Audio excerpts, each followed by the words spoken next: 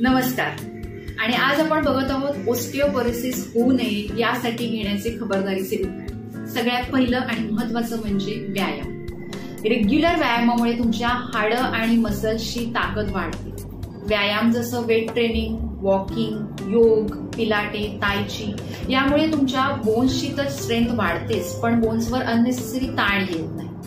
त्याचबरोबर दुसरं महत्त्वाचं म्हणजे डाएट. तुमचं डाएटमध्ये कॅल्शियम आणि व्हिटॅमिन डी यांनी परिपूर्ण डाएट तुम्ही घ्यायला हवं. जसं नाचणी आहे, वेगवेगळी फळं, चिकू, व्हेजिटेबल्स, शेवग्याची भाजी स्पेसिफिकली मी सांगेन, त्याच्यानंतर खारीक याचा वापर तुमच्या डाएटमध्ये असायला हवा.